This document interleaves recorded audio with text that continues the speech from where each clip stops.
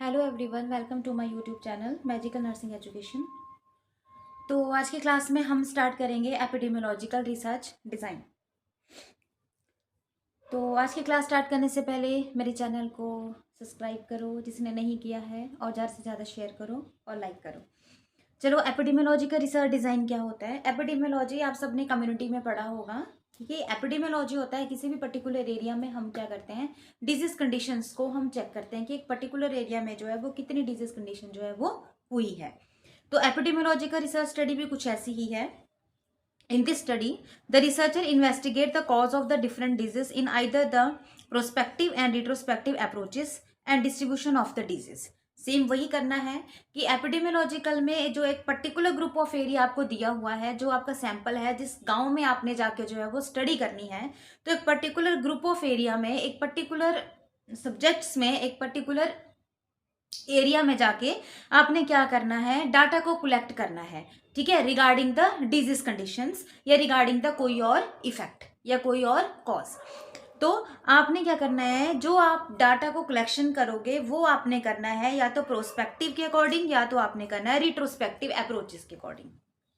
अब जब आपने पीछे भी पढ़ा था आपने what is the prospective research design and what is the retrospective research design, ये हमने पढ़ा था पहली वाली क्लासेस में। आप देख लेना, जब हमने कोरिलेशनल रिसर्च डिजाइन पढ़ा था उसमें मैंने आपको कोरिलेशनल्स के दो टाइप पढ़ाए थे, एक पढ़ाया था प्रोस्पेक्टिव, एक पढ़ाया था रिट्रोस्पेक्टिव। ठीक है, तो इन दोनों मेथड्स के अकॉर्डिंग ही आपने एपिडेमियोलॉजिकल रिसर्च डिजाइन में डाटा कलेक्शन करना है। प्रोस्पेक्टिव में आपने कोई डिजीज कंडीशन देख ली, मानो आपने कोई भी डिजीज कंडीशन, आपने किसी भी डिजीज कंडीशन का आपने ये देखना है कि ये डिजीज कंडीशन इस एरिया में कितनी फैली हुई है।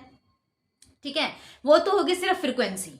ठीक है, डेट इज योर यूनिवेरेंट डिजाइन, जिसमें हम सिर्फ देखते हैं कि एक एरिया में ये डिजीज कंडीशन कितनी फैली हुई है, कितने लोग अवेयर हैं। दैट इज योर यूनिवेरेंट डिजाइन, वो हमने सिर्फ फ्रिक्वेंसी देख ली।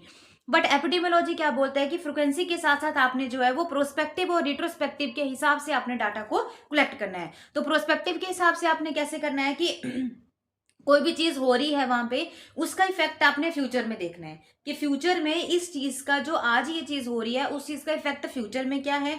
या तो ऐसे करके आपने डाटा कलेक्ट करना है, या तो जो चीज आज हुई है उसका कारण क्या है पास्ट में, कि किस कारण की वजह से जो है ये आज कंडीशन कर जनरेट हुई है। ठीक है, तो that is your epidemiological research design. इस डिजाइन में क्या होता है, रिसर्चर इन्वेस्टिगेट करता है डिजीज के डिफरेंट डिफरेंट कॉजेज को। ठीक है, डिफरेंट डिफरेंट तरीके को वो क्या करेगा, जरूरी नहीं है वो कॉज ही करेगा, वो कुछ और भी, वो जो है वो किसी भी डिजीज से रिलेटेड वो किसी भी चीज को वो फाइंड आउट कर सकता है, but on the basis of the retrospective और आइदर और द प्रोस्पेक्टिव। ठीक है, या तो वो प्रेजेंट को फ्यूचर के साथ जोड़ के अपनी स्टडी को लेगा, या तो वो पास्ट को प्रेजेंट के साथ जोड़ के जो है वो स्टडी के डाटा को कलेक्ट करेगा। तो एपिडेमियोलॉजिकल रिसर्च डिजाइन सेम वही मैंने आपको बताया, cohort study and case control study. तो कोहोर्ट स्टडी को हम सेम बोलते हैं प्रोस्पेक्टिव, और केस कंट्रोल स्टडी को जो है वो बोलते हैं हम रिट्रोस्पेक्टिव। क्योंकि कोहोर्ट स्टडी में जो है वो ऑकरेंस ऑफ डिजीज का जो है वो कॉज देखता है। ठीक है, कि आगे फ्यूचर में उस डिजीज का क्या चीज जो है वो फ्यूचर में अकर होगी, that is called as your cohort study. Case control study में वो जो होता है वो ऑकरेंस देखता है, कॉज देखता है, वो पास्ट को जानता है कि ये डिजीज कंडीशन आज है तो इसका पास्ट से क्या लिंक है, कि ऐसी कौन सी चीज पास्ट में हुई है जिसके कारण जो है वो आज प्रेजेंट में ये डिजीज कंडीशन अकर हुई है। ठीक है, जैसे कोहोर्ट स्टडी का एग्जांपल आपको मैं दे रही हूँ। The researcher longitudinal observe the effect of the smoke on the smoker of the development of the lung cancer. तो वो क्या कर रहा है, प्रेजेंट की स्टडीज में वो एरिया में गया, वहां पे उसने देखा कि कितने लोग जो है वो स्मोकिंग वाले हैं, तो उन स्मोकिंग को वो ऑब्जर्व करता रहा। डेट इज वो लॉन्गिट्यूडनल स्टडी, काफी लाइन पीरियड टाइम तक उसने जो है वो उनको 1 साल तक 2 साल तक उन्होंने उसको ऑब्जर्व किया, और फिर आपने देखा उस स्मोकिंग का जो इफेक्ट है वो बंदों पे क्या पड़ रहा है, उन स्मोकर्स पे क्या पड़ रहा है, कि फ्यूचर में उनको लंग कैंसर के चांसेस हो रहे हैं कि नहीं हो रहे हैं।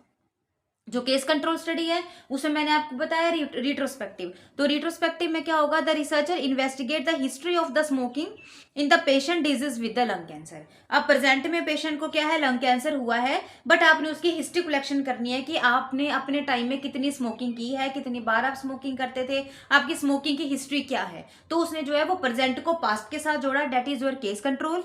कोहोर्ट मतलब प्रेजेंट को फ्यूचर के साथ जोड़ेगा।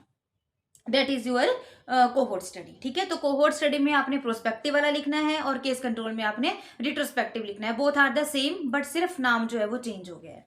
Next is your survey research design. Survey research design में भी आपको पता ही है, जो हम सर्वे करते हैं, it is use to collect the information from the different subjects in the given population having the same characteristics of the interest. आपके जो स्टडी में जितने भी जो सब्जेक्ट हैं जिनके सेम कैरेक्टरिस्टिक्स हैं, उनसे आपने क्या करना है, डाटा को कलेक्ट करना है। डिफरेंट डिफरेंट स्टाइल्स में, डिफरेंट डिफरेंट तरीके से आपने डाटा को कलेक्ट कर दिया। ठीक है, अगर सर्वे आप जो है वो, अगर आप अपने सैंपल पे, मानो आपका 60 सैंपल है, अगर आप अपने ही सैंपल पे सर्वे कलेक्ट कर रहे हो तो that is called as your sample survey. ठीक है, और अगर आप पूरे विलेज का, पूरी पॉपुलेशन का सर्वे कलेक्ट कर रहे हो, that is called as your population survey. ठीक है, सर्वे दो टाइप के होते हैं। ठीक है, एक तो सैंपल सर्वे होता है, एक पॉपुलेशन हो गया। पॉपुलेशन सर्वे हो गया तो जो मेनली जो कम्युनिटी नर्सेज हैं वो मेनली गाँव डोर टू डोर जाती है, घर घर जाके वो जो है वो सर्वे करती है, that is called as all your population सर्वे।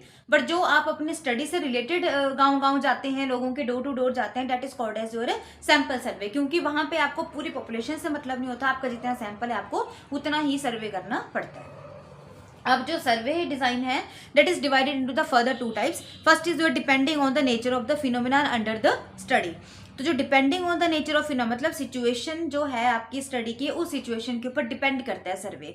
तो it is divided into the different types, that is your descriptive survey, exploratory survey, comparative survey and correlational survey. अब ये सारा मैंने आपको पहले पढ़ाया हुआ है। डिस्क्रिप्टिव सर्वे को हम यूनिवेरेंट सर्वे भी बोलते हैं, जिसमें मैंने आपको पहले भी बताया था यूनिवेरेंट डिस्क्रिप्टिव डिजाइन में कि इसमें हम सिर्फ frequency of occurrence of phenomena को फाइंड आउट करते हैं कि इस एरिया में जो ये डिजीज कंडीशन है तो कितनी अक्कर है, बस क्यों हुई, किस कारण से हुई, उससे आपको मतलब नहीं है। आपने सिर्फ फ्रीक्वेंसी को चेक करना है कि इस डिजीज कंडीशन में, इस एरिया में ये जो चीज है वो कितनी हद तक फैली है, कितनी हद तक हुई है। अगर किसी को कोई बीमारी है तो उसकी बीमारी के सिम्टम्स जो हैं वो कितने हद तक हैं, क्यों है, किस लिए है, उससे आपको मतलब नहीं है। दैट इज योर डिस्क्रिप्टिव सर्वे, जिसमें आप फ्रीक्वेंसी को जो है किसी भी सिचुएशन की फ्रीक्वेंसी को चेक करते हैं। या तो आप इस तरीके से सर्वे कर सकते हो। दूसरा आता है एक्सप्लोरेटरी सर्वे। एक्सप्लोरेटरी में मैंने आपको बता दिया, it is a survey of phenomena and it's related factors. ठीक है, एंड इट्स रिलेटेड फैक्टर। अब एक्सप्लोरेटरी में मैंने आपको बता दिया, इसमें हम इन डेप्थ, एक्सप्लोरेशन मतलब इन डेप्थ स्टडी करते हैं, जिसमें अगर कोई भी फ्रीक्वेंसी अगर हुई है तो उस फ्रीक्वेंसी का आपने कारण जानना है, क्यों हुई है, किस वजह से हुई है, अगर हुई है तो क्या उसका ट्रीटमेंट के लिए चल रहा है। ठीक है, वो आगे आपके पास एक्सप्लोरेटरी, जो हम पूरा एक्सप्लोर करके जो है वो हम चेक कर रहे हैं, डेप्थ पे स्टडी हम कर रहे हैं। Next is your comparative. Comparative study में आपके पास दो ग्रुप होंगे, या तो अर्बन एंड रूरल ले लो, या कोई भी ले लो, दो ग्रुप गर्ल्स एंड बॉयज का ले लो, उनके बीच में आपने जो है वो कंपैरिजन करना है कि कौन सा जो है किसको ज्यादा बेस्ट है। Next is your correlational.